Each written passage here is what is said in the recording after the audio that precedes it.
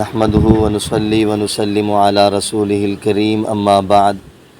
فاعوذ بالله من الشيطان الرجيم بسم الله الرحمن الرحيم يا ايها الذين آمنوا شهادة بينكم اذا حضر احدكم الموت حين الوصية اثنان ذوا عدل منكم او آخران من غيركم ان انتم ضربتم في الارض فاصابتكم مصيبة الموت تحبسونهما من بعد الصلاة فيقسمان بالله ان ارتبتم لا نشتري به ثمنا ولو كان ذا قربى ولا نكتم شهادة الله انا اذا لمن الآثمين صدق الله مولانا العظیم۔ یا ایہا الذین آمنوا اے ایمان والو، شہادت بینکم اپنے درمیان گواہ بنا لو، اذا حضر احدکم الموت حین الوصیۃ اثنان، جب تمہیں موت آنے لگے، حین الوصیۃ اثنان کہ جب وصیت کا وقت ہو، ذوا عدل منکم تو اپنے میں سے دو آدمی جو نیک ہوں، عادل ہوں، ان کو گواہ بنا لیں، او آخران من غیرکم یا اپنے سے علاوہ بھی ہوں، ان انتم ضربتم فی الارض اگر تم سفر کرو زمین میں، فاصابتکم مصیبۃ الموت پس تمہیں موت کا وقت آ جائے، تحبسونہما من بعد الصلاۃ تو تم گواہ تحبسونہما روک لو دو آدمیوں کو نماز کے بعد، فیقسمان باللہ پس ان سے قسم لو، ان ارتبتم اگر تمہیں شک ہے، لا نشتری بہ ثمنا اور وہ یہ کہیں کہ ہم نے کچھ بھی نہیں بیچا، ولو کان ذا قربى اگرچہ وہ قریبی رشتہ دار ہی کیوں نہ ہو، ولا نکتم شہادت اللہ اور ہم نے نہیں چھپایا کوئی اللہ کی گواہی، انا اذا لمن الآثمین کہ بے شک اس صورت میں ہم تو اللہ کے نافرمان ہو جائیں گے، یعنی گناہگار ہو جائیں گے۔ اس آیت مبارکہ کا شان نزول ہم سمجھیں تو یہ بات کا سمجھنا آسان ہوگا۔ قبیلہ بنی سہم کا ایک آدمی تجارت کے قافلے میں تھا، سفر پہ تھا، تجارت کی غرض سے گیا ہوا، راستے میں اس کی موت کا وقت آ گیا تو اس آدمی کو بھی محسوس ہو گیا کہ میری موت کا وقت قریب ہو گیا ہے،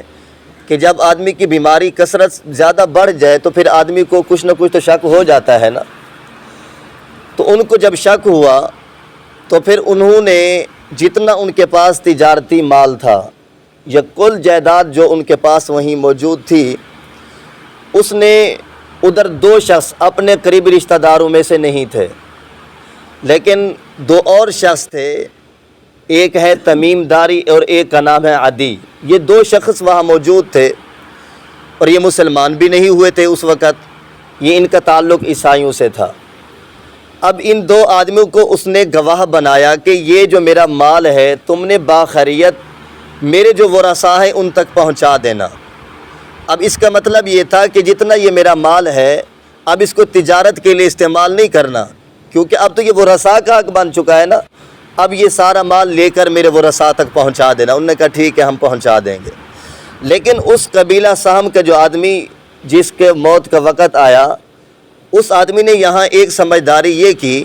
اس نے اس پورے سامان کی ایک لسٹ بنائی اور خفیہ طور پر سامان کے اندر رکھ دی، خفیہ طور پر سامان کے اندر رکھ دی۔ جب یہ سامان ان کے ورثاء تک پہنچا، ان نے سامان سنبھالا اور درمیان میں ان سے پرچی ملی، اور پرچی کے اندر جب دیکھا سارا سامان موجود تھا لیکن ایک چیز اس میں سے گم تھی، موجود نہیں تھی، اور وہ تھا چاندی کا ایک ٹکڑا تھا جو جس کے اوپر ایسے سمجھو کہ سونے کے کوئی اس کے اوپر کوئی نہ کوئی چیز لگی ہوئی تھی، پانی کہہ لیں یا کوئی اور چیز اس کو جو اس وقت لگاتے ہوں گے، تو ایک قیمتی ٹکڑا تھا سونے چاندی کا، تو وہ لسٹ میں لکھا ہوا ہے لیکن جو سامان ملا ہے اس کے اندر موجود نہیں ہے۔ اب اس نے تو پریشان ہونا تھا کہ سامان ہمارا پورا نہیں ملا، ہمارے پاس لسٹ موجود ہے، اس لسٹ میں اتنا لکھا ہوا ہے، آپ نے جو دیا ہے وہ اتنا ہے، ان میں سے ایک چیز نہیں ہے۔ یہ جو دو شخص تھے ان سے پوچھا گیا، انہوں نے کہا بھئی ہم نے تو نہیں بیچا، ہمیں تو یہ چیز ملی نہیں ہے، لہٰذا تمہارا سامان اتنا تھا ہم نے تمہیں دے دیا۔ یہ بات بڑھتی چلی گئی، پھر حضور رحمت عالم صلی اللہ علیہ وسلم کے پاس یہ معاملہ پیش ہوا اور ان کو بتایا گیا کہ ایسا معاملہ ہے، سامان اتنا پرچی کے اوپر لکھا ہوا ہے لیکن اس کے اندر یہ چاندی موجود نہیں ہے ہمارے پاس جو سامان ہے، اور یہ بتا نہیں رہے۔ انہوں نے کہا ہم نے نہ بیچا ہے نہ ہمیں پتہ ہے، کسی چیز کا پتہ نہیں ہے۔ اور جب ان سے قسم لی گئی، ان سے کہا گیا تو انہوں نے قسم بھی اٹھا لی، کیونکہ مسلمان تو ابھی تھے نہیں نا، عیسائی تھے، انہوں نے قسم بھی اٹھا لی۔ تو پھر اس کے بعد یہی تمیم داری کہتے ہیں، یہ بعد میں مسلمان ہو گئے۔ تو جب یہ مسلمان ہوئے، ان نے خود کہا کہ ہم نے یہ جو چاندی کا ٹکڑا تھا ایک تاجر کے پاس بیچا تھا، اور وہ مل بھی گیا تھا ایک تاجر کے پاس۔ اس سے پوچھا گیا کہ بھئی تیرے پاس سے یہ کہاں سے آیا ٹکڑا، یہ چاندی کا ٹکڑا؟ تو انہوں نے بتایا کہ انہوں دو آدمی کا نام لیا، تمیم داری اور عدی کا، کہ انہوں نے تجارت کے معاملے میں ہم سے بیچا تھا۔ تو 10,000 درہم کے عوض انہوں نے وہ بیچ دیا تھا۔ تو تمیم داری کہتے ہیں کہ جب میں مسلمان ہوا اس وقت میرے دل میں خیال آیا کہ میں نے اس وقت جو یہ کام کیا تھا بہت غلط کیا تھا، لہٰذا وہ ان کے ورثاء کے پاس اس وقت گئے تھے، وہی 5,000 درہم پھر ان کو جو ان کی آدھی قیمت اس کے پاس تھی تو انہوں نے وہ واپس دے دی کہ بھائی میں یہ آپ کو واپس کرتا ہوں۔ تو اسی کا معاملہ اللہ رب العزت نے اس آیت مبارکہ میں بتایا کہ جب بھی موت کا وقت آئے، جب بھی اگر گھر کے ساتھ ہیں تو ادھر بھی کوئی گواہ بنا لیں، اگر آپ سفر پہ ہیں، تجارتی یہ معاملہ سفر کا ہے، اگر سفر پہ ہیں تو 2 آدمی آپ گواہ بنا لیں، اپنے موجود ہوں تو سب سے بہتر ہے، اگر اپنے موجود نہیں ہے تو جو بھی ہو کم از کم 2 آدمی گواہ بنا لیں، اور وہ جا کر وہیں آپ کی چیز امانت کے طور پر پہنچا دیں اور اس میں کسی قسم کی وہ خیانت نہ کریں۔ تو اس آیت مبارکہ میں اسی واقعے کو بیان کیا گیا، اور یہ واقعہ حضرت عبداللہ ابن عباس رضی اللہ عنہ نے روایت کیا ہے کہ یہ معاملہ ایسے ہوا، اس آدمی کے ساتھ موت پیش آئی اور انہوں نے ان 2 آدمی کو گواہ بنا لیا۔ تو اس آیت مبارکہ میں اس بات کو بتایا گیا، فرمایا یا ایھا الذین آمنوا شہادۃ بینکم اذا حضر احدکم الموت، فرمایا اے ایمان والو اپنے میں سے کوئی گواہ بنا لو، اذا حضر احدکم الموت، جب موت کا وقت تم میں سے کسی ایک کو موت کا وقت پہنچے، حین الوصیہ، جب وصیت کا وقت ہو، اثنان ذوا عدل منکم، تو اپنے میں سے 2 عادل آدمی، جو نیک آدمی ہو، عادل آدمی ہو، ان کو گواہ بنا لیا جائے، او آخران من غیرکم، اگر اپنوں میں سے نہ ہو تو پھر 2 اپنے علاوہ میں سے کوئی نہ کوئی بنا لے، تاکہ 2 آدمی گواہ ہونے چاہیے۔ ان انتم ضربتم فی الارض فاصابتکم مصیبۃ الموت، تو اسی واقعے کو بتایا گیا کہ جب تم سفر میں ہو اور تمہیں موت کا وقت موت آ پہنچے تو اس وقت تم نے گواہ بنا لینا ہے۔ تو اگلی جو بات ہے تحبسونہما من بعد الصلاۃ فیقسمان باللہ ان ارتبتم،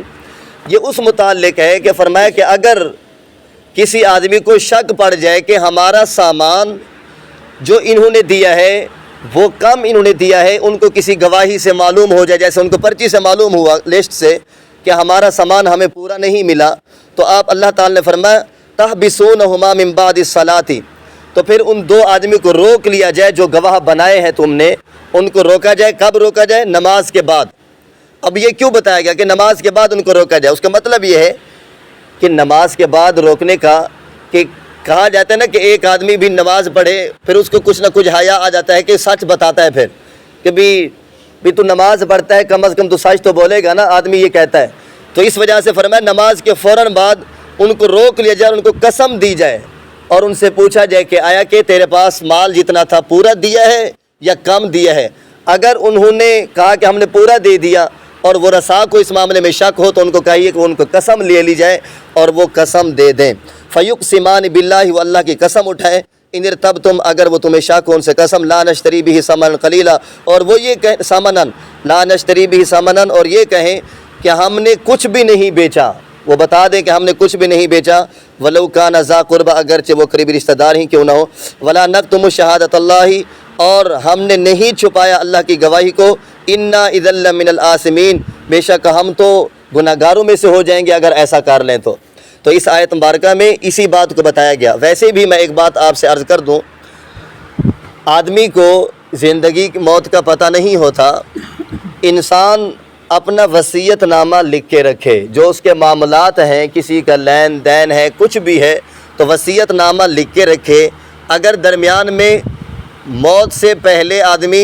وہ چیز ادا کر دے تو ادھر سے کاٹ دے، وگرنہ وہ چیز لکھی ہوئی ہو۔ اگر آدمی دنیا سے چلا جاتا ہے، اچانک موت آ جاتی ہے، کچھ بھی معاملہ ہے اس کے پاس موجود ہونا چاہیے، تاکہ بعد میں ورثاء کو اس قسم کے معاملات میں پریشانی کا سامنا نہ کرنا پڑے۔